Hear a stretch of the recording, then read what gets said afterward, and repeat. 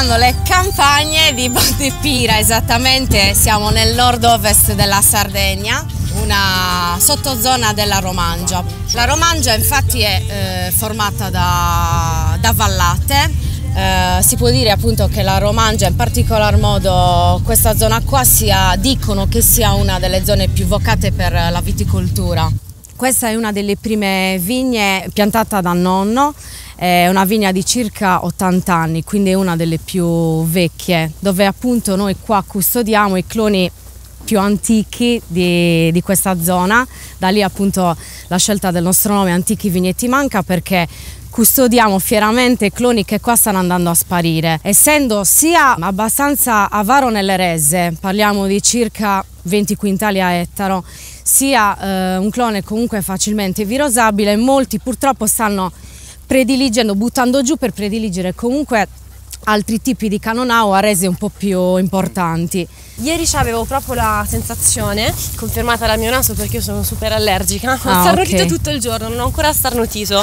Quindi cosa vuol dire? Sì. Che qui c'è proprio la brezza del mare che proprio arriva anche a livello fisico, proprio lo sento che pulisce l'aria. Siamo proprio, abbiamo detto, all'interno di un canale, quindi volente o nolente qua la ventilazione è continua. Sì. Il problema è che qua in estate, quando arrivano i venti di scirocco, possono creare anche dei problemi alle piante. Quindi noi una cosa che facciamo, ad esempio, teniamo sotto controllo la temperatura del terreno con dei sensori delle sonde. Davvero? Sì, per capire se possiamo sfogliare, cimare o meno. Qui innanzitutto mi sembra più un anfiteatro, certo. Vero? Esatto. Okay. Allora, il lavoro grosso che noi siamo molto tradizionalisti. Sì. La ricerca la stiamo facendo in vigna perché abbiamo capito che arrivare in cantina con un grappolo, anzi con degli acini perfetti, idonei, che non hanno subito nessun tipo di solo trattamenti di contatto, a noi ci facilita la vinificazione. Non dico che in cantina non facciamo niente, perché lavorare in naturale è ancora più difficile rispetto a un lavoro convenzionale. Ci alziamo alle 2, alle 3 del mattino, facciamo le follature, quindi c'è molto lavoro dietro. Però la ricerca la stiamo facendo sul vigneto, quindi stiamo iniziando a mappare tutte queste parcelle per poi decidere quando dobbiamo vendemmiare, e soprattutto poi stiamo controllando la temperatura delle foglie, perché dalle foglie capiamo se sono in sofferenza oppure no. Ha un tralcio molto delicato che basta un colpetto per buttarlo giù. Quindi voi capite che quando qua tira il maestrale, qua fa un sacco di danno, quindi appena inizia a alzarsi la vegetazione subito qua bisogna fare la legatura. Quindi è un alberello speronato questo? Sì, diciamo. Questo è una sorta di alberello speronato, perché qua l'alberello a volte è un problema, nel senso che arriva un forte maestrale e ci butta a terra tutti i tralci, quindi non avremo neanche i sarmenti da potare per l'anno a venire, quindi dobbiamo sempre lasciare qualche legno di riserva, sempre. Questa è una cosa che fa parte di questo territorio. Una problematica di queste zone è che i terreni sono molto asciutti. La barbattella a volte ha problemi ad attecchire, quindi noi cosa facciamo? Scendiamo molto profondamente con dei puntoni, 1,5 metri, piantiamo le barbattelle senza nessun tipo di innesto, dopodiché andiamo a tagliarle, prendiamo la marza dalle nostre vigne vecchie e andiamo a innestarla. Questa è la selezione massale che facciamo. Qui ad esempio abbiamo il retagliato nido, quindi il prossimo anno andremo a tagliare questa barbattella e innestare la marza del retagliato. È un lavoro molto lento, un lavoro dove ci vuole molta pazienza, a volte non riescono ad attecchire, appunto perché questa è una zona molto siccitosa, una zona molto asciutta, quindi c'è proprio un lavoro lento. In vigna il tempo è lento, qua le fave e i piselli le hanno sempre piantate, ma per mangiare, non per azzottare. Si univa l'utile al dilettevole. Sì, no, qua sono conglomerati del miocene, calcarenitti con un sottostrato di argilla. Cosa vuol dire? Che qua prima c'era il mare si è ritirato e ha lasciato delle marne, sopra le marne abbiamo l'argilla, sopra l'argilla ci sono calcareniti e in alcuni punti c'è anche molta arenaria. Questi di origine sono dei conglomerati del miocene, quindi c'è proprio questo substrato dove poi entrano anche le radici, quindi si incuriano le radici all'interno di queste pietre. Dopodiché scendiamo e troviamo la parte calcarea. Scendiamo ancora più giù e notiamo ancora che c'è una parte pure argillosa. Quindi voi capite che anche questa vigna, che ormai ha 80 anni, prende sostanze del substrato, sostanze delle marne, sostanze del calcare e sostanze dell'argilla, quindi ti dà proprio un vino unico. Il nostro padre ci portava in campagna in mezzo alla vigna, quando eravamo piccoli era una punizione, Poi invece sì, come tutti i bambini che non vogliono andare in campagna, invece poi è diventata proprio una passione. Quindi, cioè, diciamo la verità, lavorare in campagna è poetico quanto ti pare, ma ti fai un mazzo tanto. No, lavorare in campagna è molto faticoso, anche considerando che la vigna comunque la lavori 365 giorni all'anno. Esatto. Non ci sono ferie, giusto un pochettino dopo la vendemmia, qualcosina, però per il resto a gennaio si riprende con la potatura.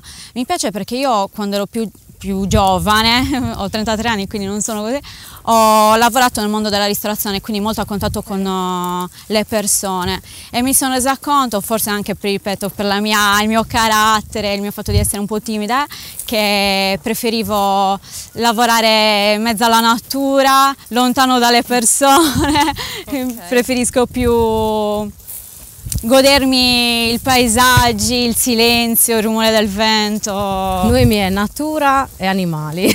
Sembra una cosa scontata da dire, da ripetere, chissà quante volte ve l'hanno anche detto. Un patrimonio di famiglia comunque importante che, se non fosse stato per questa scelta che abbiamo fatto io e lei di portare avanti, sarebbe purtroppo andato a perdersi, perché papà è il terzo figlio di 3 maschi. Gli altri 2 fratelli purtroppo sono venuti a mancare. I miei cugini non avevano i loro mestieri, altri interessi e quindi insomma le figlie stavano andando un po' a perdersi. Noi di per sé avevamo già questa passione da piccole, per quanto a volte papà molto inquadrato, molto preciso e molto severo, la verità, a volte ci ha un po' distaccato e ci ha allontanato da questo mondo, però noi c'è stato sempre una sorta di richiamo, un qualcosa che ci riportava qua, perché alla fine con nonno ci siamo nate. Nonno lavorava già ai vigneti all'epoca e in più avevamo anche una peschiera abbastanza grande, nonno vendeva le pesche al mercato e quindi ci portava la sera a raccogliere le pesche giù nell'altra, dove ora c'è l'altra vigna. E quindi abbiamo sempre questi ricordi, questo valore affettivo che comunque è come se ci fosse sempre un richiamo, un qualcosa che ci porti qua. E sapere che qua c'è un po' di mio nonno, anzi di nostro nonno, comunque fa sempre un effetto strano, che sapere che l'ha piantata lui, ci ha lavorato mio padre e adesso ci stiamo lavorando noi e spero che ci lavoreranno domani anche i nostri figli. Quando abbiamo dovuto buttare giù ovviamente la parte del vigneto dove ora sta nascendo la cantina, siamo andati tutti via. Cioè c'era lo scavatore che buttava giù, papà con le lacrime, ci siamo messi in macchina, siamo andati via, non abbiamo finito di lavorare perché veramente era una sofferenza. Cioè sapere che erano lì, quella ha 80 anni e tu in un attimo stai distruggendo delle vite, puoi sentire quello sradicare dal terreno, dopo vi facciamo vedere delle radici così grosse. Alla fine un po' hai dei sensi di colpa che per fortuna io stavo lì a consolare tutti e dicevo dai, lo stiamo facendo per creare un qualcosa che alla fine possa valorizzare tutto questo, perché logicamente se non ci fosse la cantina finirebbe tutto lì. Cioè, veramente sembra. Guarda, si è staccato la spina, non lo so. Ne abbiamo buttato giù un bel pezzo, ci sono ancora i cepi, non siamo riusciti a bruciarli e vabbè, faremo qualche lavoro, qualcosa ci inventeremo, però adesso ci investe. Ciao pa!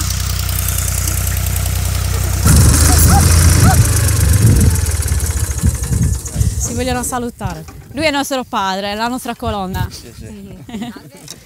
Facciamo che lavoro. Se deve decidere quale preferisce, quelli di prima o quelli di adesso? No, guarda, basta che sia buono. Ok. Li beve tutti, indifferentemente. Ma lei controlla ancora un po', supervisiona, lui dice che le controlla loro? No, sono loro che controllano me. È diverso. Romangia significa terra romanizzata, perché qua si pensa che fossero stati i romani a intensificare la viticoltura e di conseguenza la produzione del vino. In realtà non è così. Qua sono stati trovati dei vasi di origine micenea, quindi che risalgono all'età del bronzo, perché erano ricoperti di ceramica, quindi qua si beveva vino, si praticava viticoltura già dal XV-XIII secolo a.C. Infatti la Sardegna è stata stuprata dal punto di vista archeologico, nel senso che per decenni si pensava che la viticoltura fosse stata portata dai Fenici, poi su più ampia scala dai Cartaginesi e di conseguenza al III secolo a.C. dai Romani. sbagliatissimo, però già i sardi bevevano il vino già all'epoca del bronzo, e sapere che qua è stato rinvenuto un vaso di quell'epoca per noi è qualcosa, sentiamo una responsabilità addosso, quindi dobbiamo portare avanti questa cultura che non si è mai persa, proprio del vino, che poi alla fine è cosa, socialità, è territorio, è cultura, è tutto.